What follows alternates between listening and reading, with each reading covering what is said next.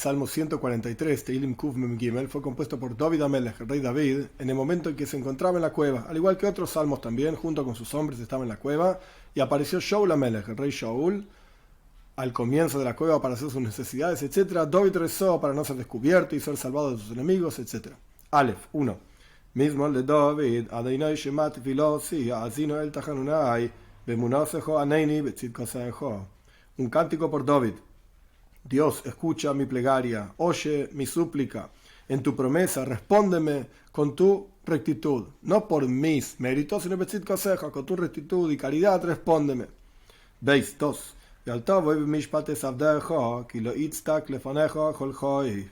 Y no lleves en juicio a tu sirviente, porque no se encontrará justo frente a ti ningún ser vivo.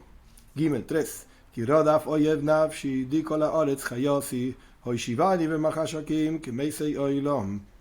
Porque persiguió el enemigo mi alma, la pisoteó, la quebrantó hacia la tierra a mi vida, me asentó en la oscuridad como los muertos del mundo, o como los muertos eternos.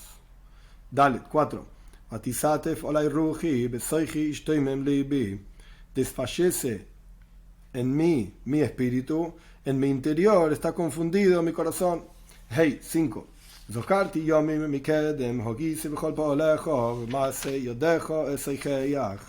Y recordé en ese momento en que estaba quebrantado y mi espíritu perseguido, etc. y confundido, recordé los días de antaño, pensé en todas tus acciones, en las acciones de tus manos, hablaré, o sea, de todas las maravillas y salvaciones que ya hiciste conmigo, de esas cosas pensé y hablaré de ese tema. Vov 6.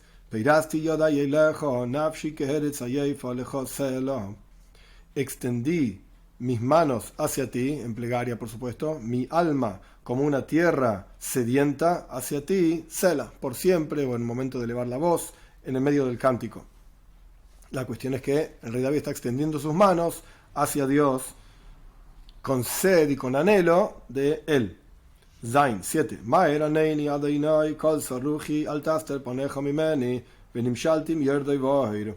Rápido, respóndeme Dios. Se consume mi espíritu, no ocultes tu rostro de mí, y seré igualado con aquellos que descienden en el pozo. O sea, me va a atrapar Shaul Amelech, nos va a matar, etc. Ges 8. Hashmieni baboiker hasdejo, ki bejo botochti, hoidieni derzu eileich, que ilejo no sosinavshi.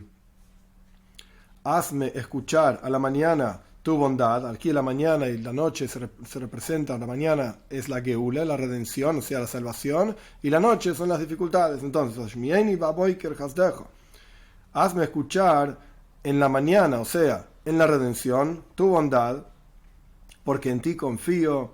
Hazme saber el camino en el cual debo ir, o sea, cómo me puedo escapar de Shaul Amelech, del rey Shaul, porque hacia ti elevé mi alma, o sea, me confío completamente en ti, me apoyo completamente en ti, entonces decime a dónde ir. Tes 9. Sálvame de mis enemigos, Dios, hacia ti, traducción literal, me cubro, pero mi refugio es en ti. Yud 10. Lamdeini la ki atoy loihai rujaja toiva tanjeini be'etz mishoir. Enséñame, a hacer tu voluntad, porque tú eres mi fuerza, mi Señor, mi fuerza. Rujaja toiva, tu espíritu es bueno. Tanjeini, guíame en tierra recta. Yud Aleph 11. Leman shimcha adainai techayeini betzitkasecha toitzi mitzara nafshi. En aras de tu nombre, Dios, dame vida, o sea, no por mis méritos, sino en aras de tu nombre. Con tu rectitud, saca del sufrimiento a mi alma. Con tu rectitud, o tzitkascha también se puede traducir como con tu caridad. Yud Beis 12.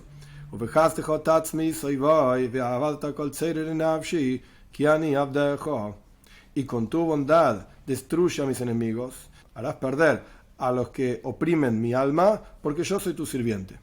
Este es el salmo. Uno de los asuntos interesantes en este salmo es, en el versículo 3, dice, Shivani b'machashakim, me has asentado en la oscuridad. El Talmud explica, basado en otro versículo, que dice justo al revés. En la oscuridad me asentaste, en Eicha, está ese versículo, que esto se refiere al Talmud Babli, al estudio de cómo se estudiaba Torah en Babilonia. ¿Por qué se llama oscuridad? Porque en el Talmud Babli, cuando uno observa el texto en sí, uno se da cuenta que hay preguntas y respuestas y vueltas y prueba y contraprueba, etcétera, y lógicas y más lógicas, y es complejo llegar hasta la conclusión final. Por eso se llama la oscuridad. No es un lugar donde directamente aparece la ley, como el Talmud Yerushalmi, como es el estudio del Talmud, que fue escrito en Jerusalén aproximadamente año 200. Yerushalmi significa en Eretz Israel, aproximadamente año 200. El Talmud Babli es aproximadamente año 400. Ya hay oscuridad en términos de cómo va descendiendo generación tras generación el estudio de Torah.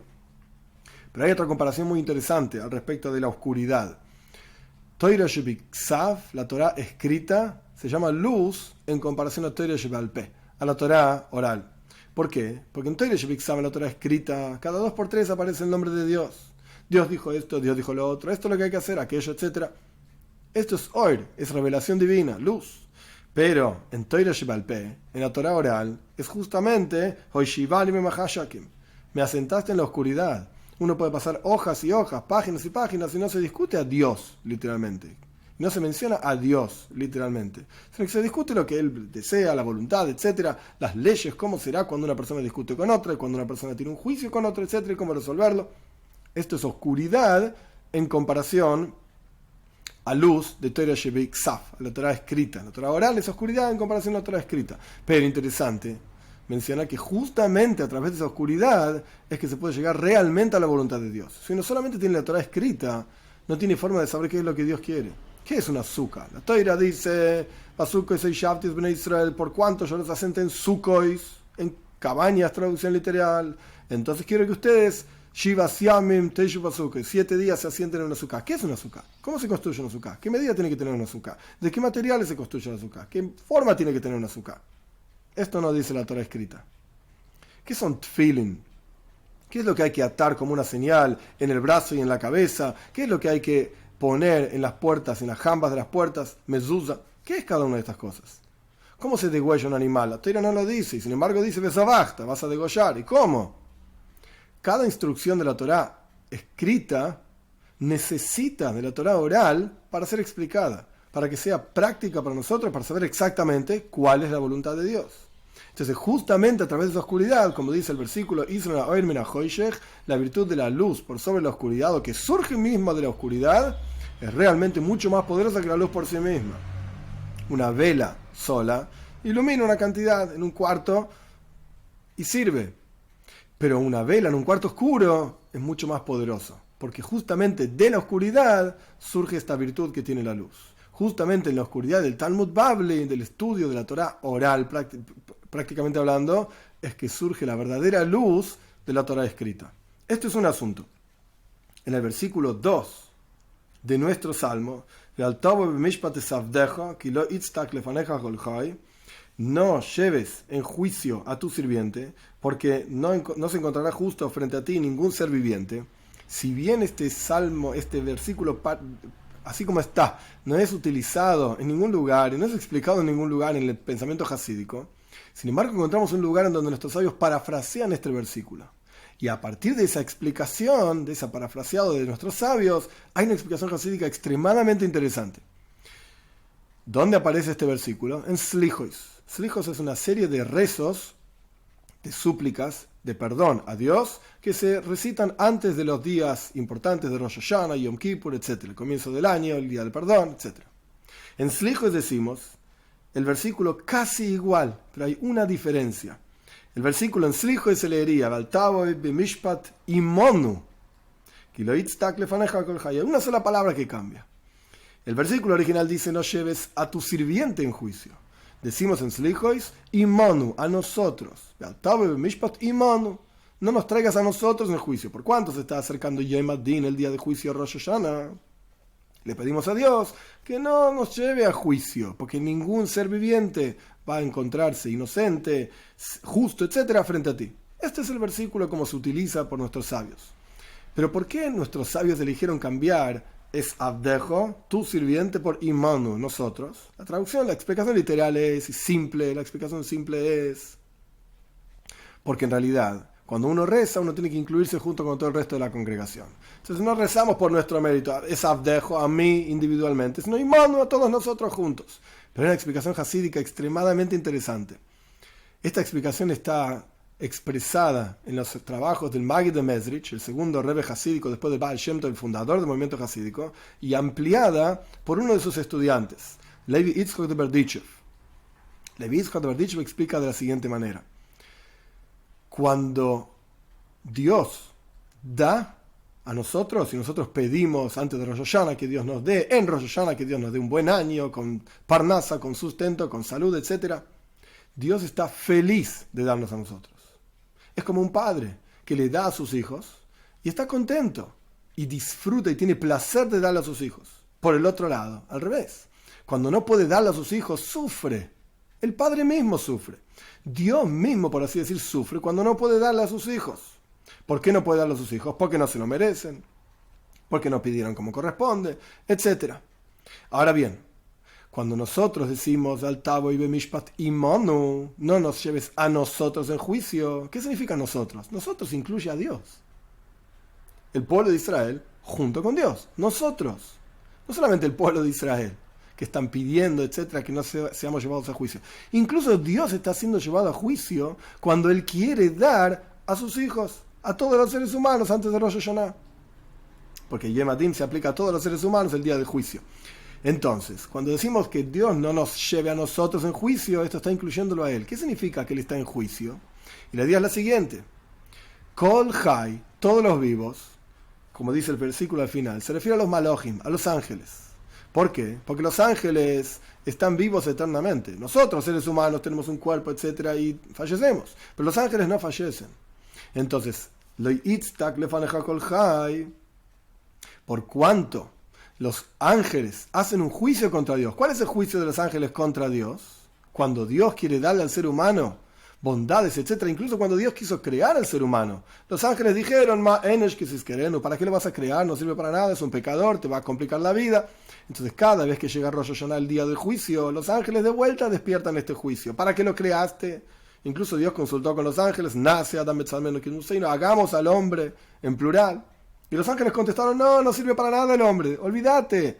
Cada año se despierta nuevamente este juicio. Y cuando este juicio de los ángeles es contra el ser humano, decimos al Tavo y Bemishpat Imanu. Los ángeles están juzgando a Dios mismo. Él quiere darnos un buen año, Él quiere darnos todo tipo de cosas buenas, en parnasa, en sustento, en salud, en alegría, en todo lo que necesitamos. Pero los ángeles presentan un juicio frente a Dios. Y lo están juzgando a Él.